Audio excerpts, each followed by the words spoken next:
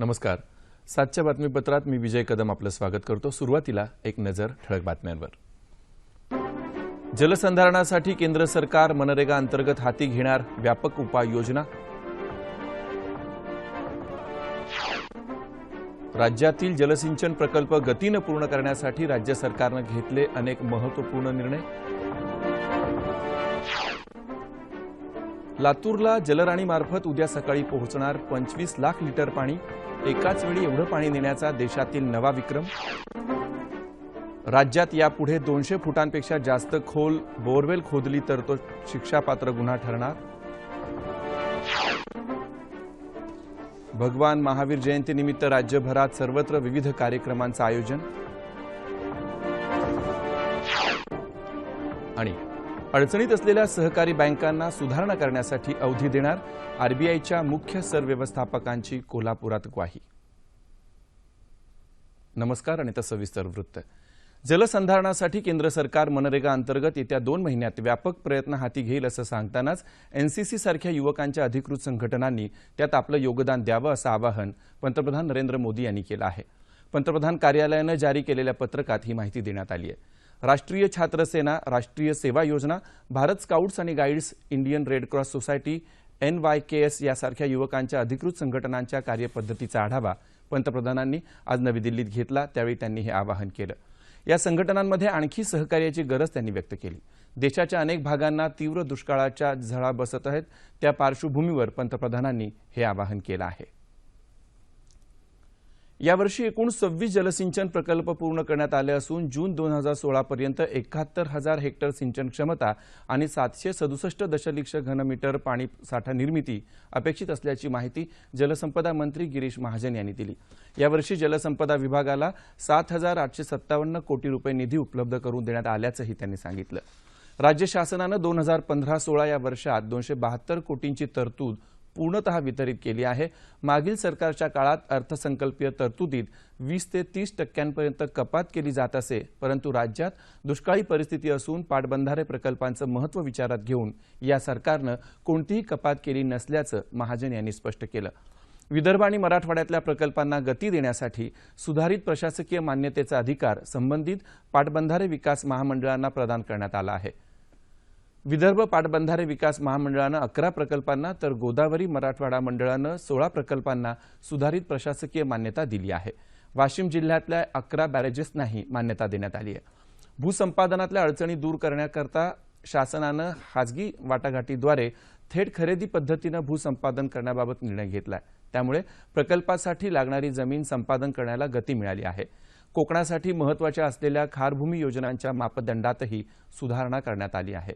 प्रकल्पांच्या कामांना गती देण्याकरता अधिकारांचं विकेंद्रीकरण करून पारदर्शकता आणण्यात आली आहे असंही ते म्हणाले. लातूरसाठी पिण्याचं पाणी नेणारी 50 वॅगनची जलराणी आज रात्री 9च्या सुमारास मिरजेहून लातूरला रवाना होणार आहे. या गाडीत 25 लाख लिटर पाणी असून ही गाडी उद्या सकाळपर्यंत लातूरला पोहोचेल. रेल्वेत पाणी भरण्यासाठी मिरज स्टेशन परिसरात वाढीव पाणी योजना पूर्ण करण्यात आली आहे. या कामासाठी राज्य सरकारनं 2 कोटी रुपये खर्च केले आहेत. त्यातून एकाच वेळी 25 वॅगन्समध्ये पाणी भरता येणार आहे अशी व्यवस्था करण्यात आली आहे. या अगोदर 9 रेल्वे गाड्यांमधून 45 लाख लिटर पाणी लातूरला पोहोचलं आहे. मिरज ते लातूर हे अंतर 350 किलोमीटर असून 25 लाख लिटर पाणी एकाच वेळी नेण्याचा देशातला हा विक्रम ठरणार आहे. यापूर्वी 1986 मध्ये राजस्थानमध्ये दुष्काळ पडला होता, तेव्हा अजमेरहून भिलवाडा इथं 170 किलोमीटर अंतरावर रेल्वेनं पाणी नेण्यात आलं होतं. आता निर्माण झाली असल्यामुळे महाराष्ट्रातल्याच नाही तर इव्हन देशातल्या कुठलाही रेल्वेने जोडलेल्या शहराला पाणी पुरवठा करायचा असेल, कारण रेल्वेचा पाणी पुरवठा कमी खर्चिक आहे. जास्त अंतरावर आणि जास्त पाणी पुरवताना आपल्याला पर लिटर कॉस्ट अतिशय कमी येत आहे. त्यामुळे मला असं वाटतं जिथे पाणी उपलब्ध आहे तिथून दुष्काळी भागासाठी, टंचाईग्रस्त भागासाठी पाणी पुरवण्याचा हा एकमेव मार्ग आहे. ही व्यवस्था कायमस्वरूपी सुद्धा करता येऊ शकेल. आम्ही रेल्वेशी बोलून याबद्दल देखील विचार करणार आहोत. राज्यभरात सतत खालावत जात असलेली भूजल पातळी लक्षात घेता प्रतिबंधात्मक उपाय म्हणून 200 फुटांपेक्षा जास्त खोल बोरवेल खोदण्यावर बंदी घालण्याचा निर्णय राज्य शासनानं घेतला आहे.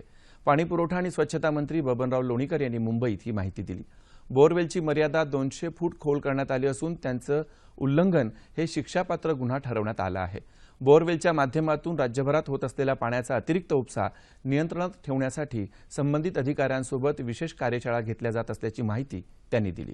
राज्यातल्या दुष्काळग्रस्त भागातल्या शेतकऱ्यांच्या आत्महत्या थांबवण्याच्या प्रयत्नांचा भाग म्हणून ग्रामीण भागात मोठ्या प्रमाणावर सामुदायिक विवाह आयोजित करण्यात येणार असल्याचंही लोणीकर म्हणाले.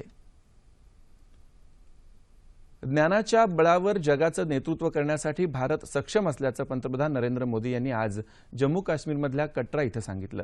माता वैष्णोदेवी विद्यापीठाच्या दीक्षांत समारंभात ते बोलत होते. 21वं शतक ज्ञानाचं शतक असेल आणि या शतकावर भारताचं अधिराज्य राहील असं ते म्हणाले. युवकांची स्वप्न ही देशाच्या प्रगतीचं माध्यम आहेत. आपल्या ज्ञानाचा देशाच्या आणि मानवतेच्या विकासासाठी सर्वोत्तम उपयोग करता येईल असं स्थान प्राप्त करा असं आवाहन त्यांनी विद्यार्थ्यांना केलं. अपयश हे ओझं वाटता कामा नये तर त्यातून आपण धडा घेतला पाहिजे असा सल्लाही त्यांनी विद्यार्थ्यांना दिला. निर्धार आणि कठोर मेहनतीच्या बळावर यशप्राप्ती होऊ शकते असं पंतप्रधान म्हणाले.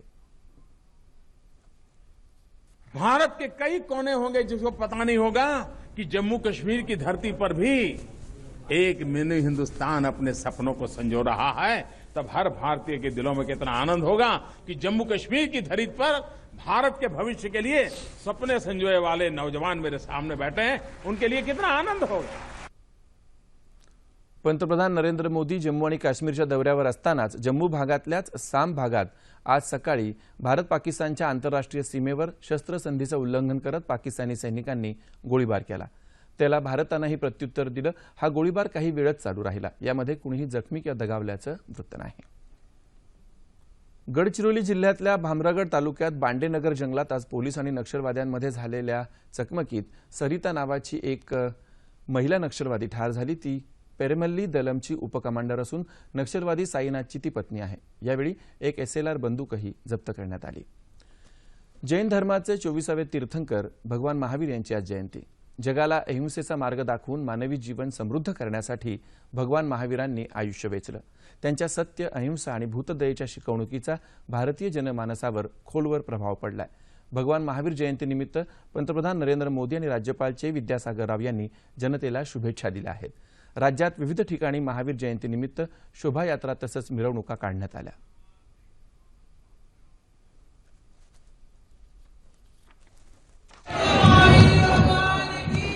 भगवान महावीर जगातील मोठे पर्यावरणवादी होते. त्यांनी समाजाला दिलेली शिकवण प्रत्येकानं आचरणात आणावी असं प्रतिपादन मुख्यमंत्री देवेंद्र फडणवीस यांनी नागपुरात केलं. विश्व कल्याण की जो संकल्पना उन्होंने हमारे सामने प्रतिपादित की है, उस संकल्पना को ही हम सारे लोग दृढ़ करते रहे. मुंबईत भगवान महावीर यांच्या जीवनावर आधारित संगीत नाटकाचं सादरीकरण करण्यात आलं. पुण्यात जैन बंधू भगिनींनी जलसंरक्षण रथातून भगवान महावीरांच्या भव्य मूर्तीची मिरवणूक काढली. औरंगाबादमध्ये महावीर जयंतीसाठी होणारा खर्च न करता सकल जैन समाजाच्या वतीनं 51 गाडी चारा दुष्काळग्रस्त शेतकऱ्यांना पाठवण्यात आला.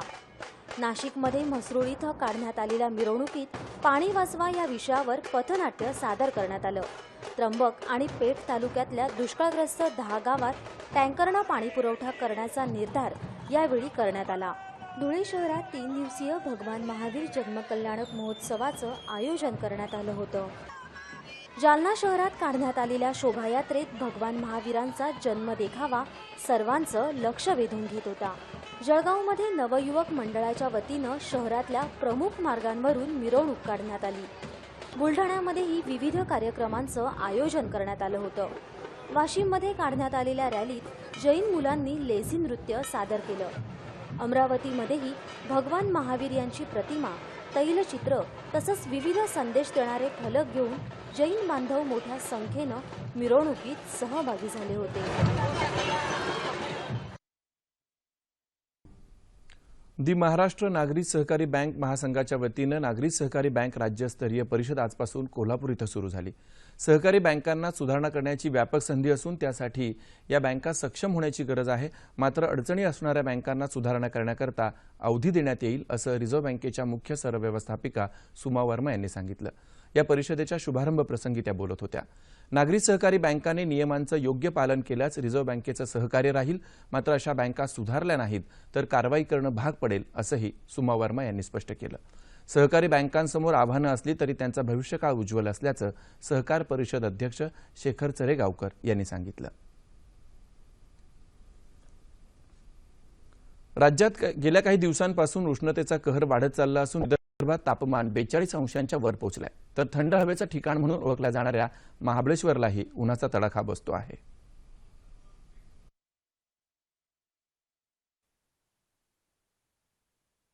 गेल्या आठवड्याभरापासून विदर्भात सूर्य आग ओकू लागलाय. नागपुरात गेल्या 3 दिवसात पारा 42 अंशाच्या वर गेला असून तिथल्या लोकांना उन्हाचे चटके सोसावे लागत आहेत. उन्हापासून बचावासाठी लोक शक्यतो दुपारी घराबाहेर पडायचं टाळत आहेत. गरज भासल्यास घराबाहेर पडताना शरीराला विशेषतः चेहऱ्याला स्कार्फ बांधून बाहेर पडत आहेत. कडक उन्हामुळे तहान लागत असल्यानं नागरिक उसाचा रस, ज्यूस सेंटर, लिंबू सरबताच्या ठेल्यांचा आसरा घेत आहेत.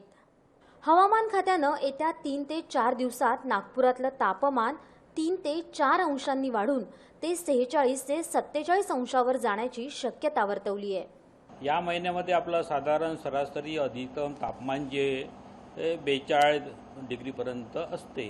पण सध्या हे जे तापमान आहे विदर्भातल्या अनेक ठिकाणी जे आहे 43, 44 आणि 44 आणि 45 मधात चालू आहे. साधारणतः येत्या 2-4 दिवसामध्ये तापमानात स्थिर राहून किंवा त्याच्यात वाढ होण्याची शक्यता आहे.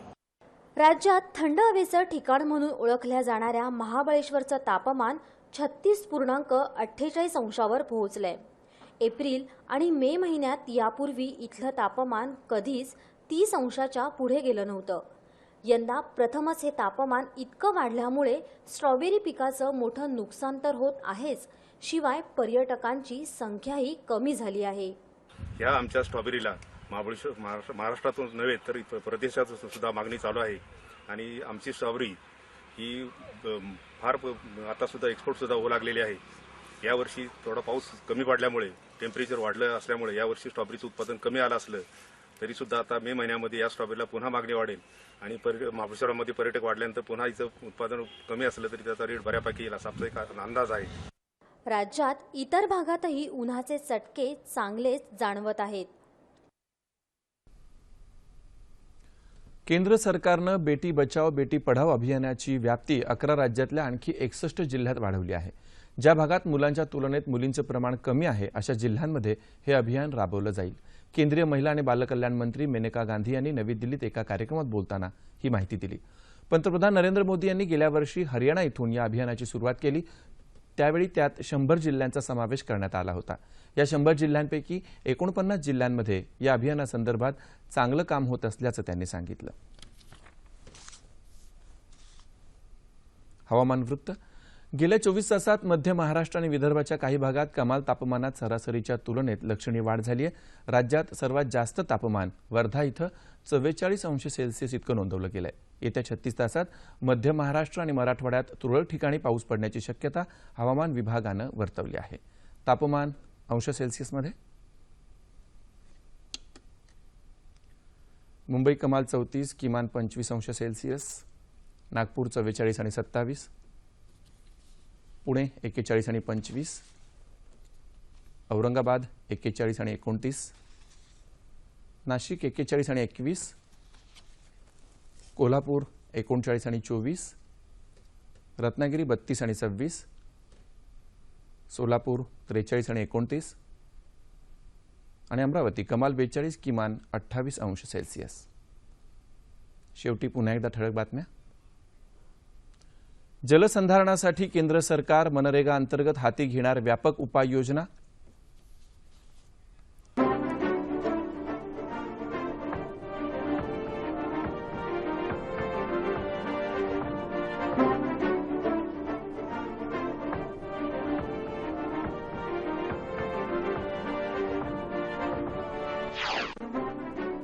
राज्यातील जलसिंचन प्रकल्प गतीनं पूर्ण करण्यासाठी राज्य सरकारनं घेतले अनेक महत्त्वपूर्ण निर्णय. लातूरला जलराणी मार्फत उद्या सकाळी पोहोचणार 25 लाख लिटर पाणी. एकाच वेळी एवढं पाणी नेण्याचा देशातील नवा विक्रम. राज्यात यापुढे 200 फुटांपेक्षा जास्त खोल बोअरवेल खोदली तर तो शिक्षापात्र गुन्हा ठरणार. भगवान महावीर जयंतीनिमित्त राज्यभरात सर्वत्र विविध कार्यक्रमांचं आयोजन. आणि अडचणीत असलेल्या सहकारी बँकांना सुधारणा करण्यासाठी अवधी देणार आरबीआयच्या मुख्य सरव्यवस्थापकांची कोल्हापुरात ग्वाही. याबरोबरच हे बातमीपत्र संपलं. जात पंचायतीकडून व्यक्ती अथवा कुटुंबांना सामाजिक बहिष्काराच्या विळख्यातून मुक्त करण्याकरता राज्य सरकारनं ऐतिहासिक पाऊल उचललंय. 13 एप्रिल रोजी महाराष्ट्र सामाजिक बहिष्कारापासून व्यक्तीचं संरक्षण हे विधेयक विधिमंडळात मंजूर झालं. या विधेयकाचं स्वरूप, व्याप्ती आणि त्याचं महत्त्व याविषयी अधिक चर्चा करण्याकरता अंधश्रद्धा निर्मूलन समितीचे राज्य कार्याध्यक्ष अविनाश पाटील यांना आज रात्री 9:30च्या बातमीपत्रात निमंत्रित करण्यात आलंय. तेव्हा पुन्हा भेटूया पुढील बातमीपत्रात आपल्या सह्याद्री वाहिनीवर. नमस्कार.